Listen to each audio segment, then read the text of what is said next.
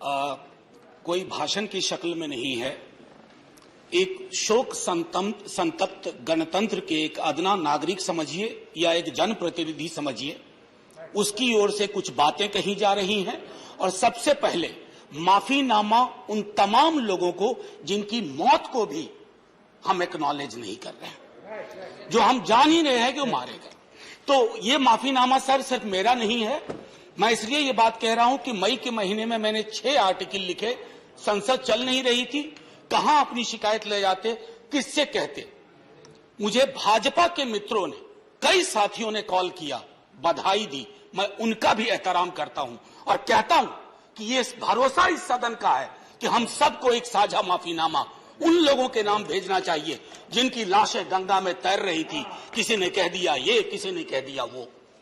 Sir दूसरी चीज, मैंने कल सेक्रेटरी जनरल साहब से ही बात करने की कोशिश की, बाकी जगह भी। किसी 2 सत्र के बीच में सर 50 लोगों की ऑबिचुअरी आज तक कभी नहीं हुई संसदीय इतिहास में। राजीव सातव की उम्र थी जाने की इस दुनिया से। रघुनाथ महापात्रा जब मिलते थे गले लगाते थे, बोलते थे जय जगन्नाथ।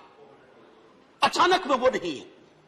ये पीड़ा व्यक्तिगत है, आंकड़ा मैं नहीं कहना चाहता हूं, मेरा आंकड़ा, तुम्हारा आंकड़ा। अपनी पीड़ा में आंकड़ा ढूंढिए।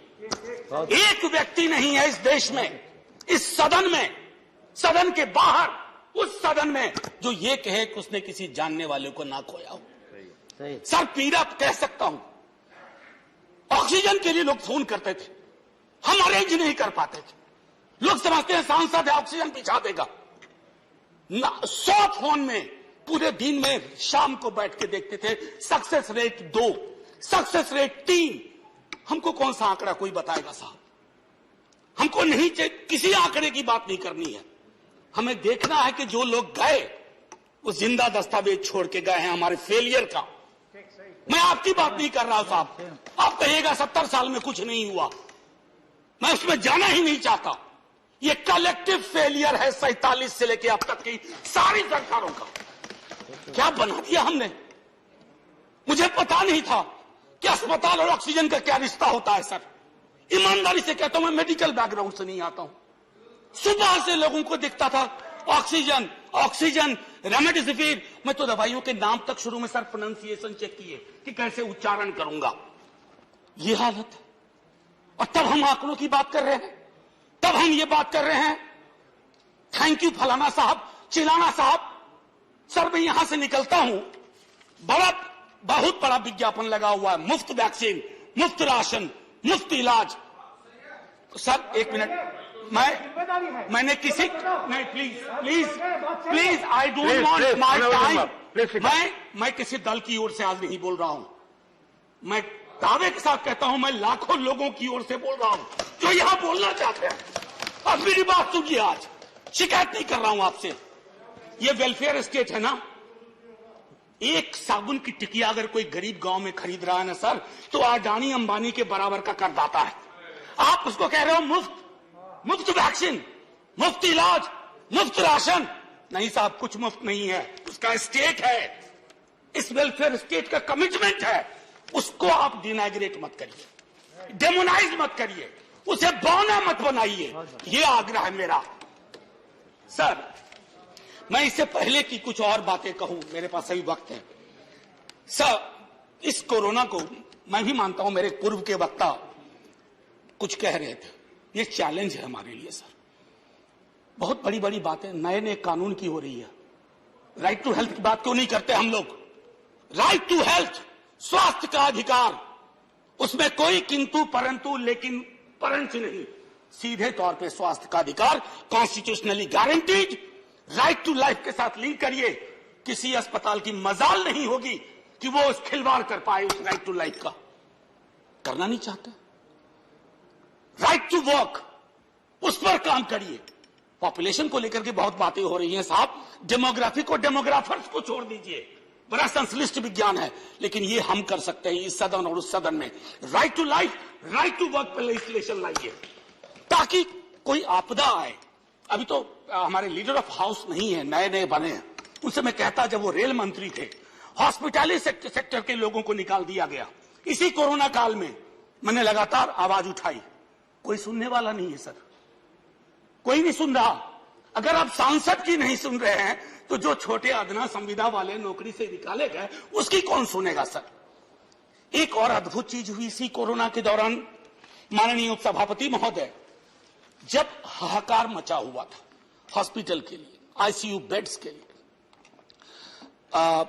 दवाइयों के लिए, यह हाहाकार जब मचा हुआ था, उस दौर में सर कई चीजें हुई, जिसमें से एक जो महत्वपूर्ण चीज मैं जिसका जिक्र करूंगा, उस हाहाकार में सरकारें, मैं सिर्फ केंद्र को नहीं कह रहा हूं, कई राज्य सरकारें भी नदारत थी। वो 1.5 महीना कैसे बिताया है इस मुल्क ने। हमारे सदन के कोई लोग बड़े मुश्किल से बच के आए, मैं नाम नहीं लूंगा। पूरे देश ने वो वक्त कैसे बिताया है, नाइटमेयर की तरह लगता है सर, डरावना लगता है। एक मेरा स्टूडेंट पढ़ा है, वह 37 साल का, हॉस्पिटल का बेड जब तक मैंने अरेंज किया वो दुनिया छोड़ के जा चुका था। मैं इसलिए बार बार इसको किए, इसलिए ये कह रहा हूं कि इसमें व्यक्तिगत पीड़ा को ढूंढिए, तब हम इसका निदान ढूंढ पाएंगे।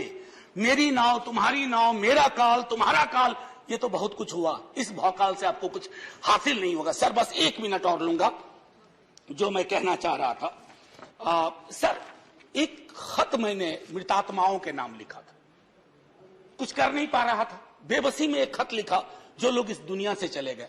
उसमें कुछ मैंने सलाह दी थी सर सरकार से, और ये जो उस बीच में कहा गया कि सरकारें फेल नहीं की, सिस्टम फेल कर गया। अरे साहब, ये सिस्टम कौन क्या है? बचपन से सुनते थे कि सिस्टम के पीछे व्यक्ति होता है, सिस्टम के पीछे एक संरचना होती है। अगर वो सिस्टम फेल किया है, चाहे दिल्ली में या किसी गांव की गलियों में, तो वहां की सरकारें फेल की। सिस्टम का नाम इसे मत दीजिए, क्योंकि यही वो सिस्टम बनाते हैं। धन्यवाद। और आप बस आखिरी टिप्पणी करने दीजिए। प्रोफेसर धन्यवाद, आपको ज्यादा टाइम दे चुका हूं मैंने। सर बस 10 सेकंड लूंगा। आज जय हिंद बोलने में भी वो खुलूस नहीं आ रहा है जो आम दिनों में हुआ करता है। मैं सिर्फ इतना आपसे आपके माध्यम से कहना चाहता हूं, मैंने एक शिकायत नहीं की सर, किसी से नहीं। किससे शिकायत करेंगे? आहत हूं, जगाना चाहता हूं स्वयं को भी, आपको भी, क्योंकि अगर गंगा में तैरती लाशें, सर जिंदगी में डिग्निटी चाहिए, मौत में उससे बड़ी डिग्निटी चाहिए। हमने अनडिग्निफाइड डेथ को विटनेस किया है, और अगर हमने इसको दुरुस्त नहीं किया सर, आने वाली सदियां माफ नहीं करेगी। आप बड़े बड़े इश्तहार छपवाओ, अखबारों के 4 पन्ने रंग दो, फलाना थैंक यू सर, इतिहास को थैंक यू कहने का मौका मिलना चाहिए। धन्यवाद। जय हिंद सर। अगर मेरी बात से फिर भी किसी को कष्ट पहुंचाओ, मैं उन्हीं लाखों लोगों की धन्यवाद डेड बॉडी के बिहाफ पे आपसे माफी मांगता हूं। जय हिंद। धन्यवाद। Next speaker is Sanjay Raut.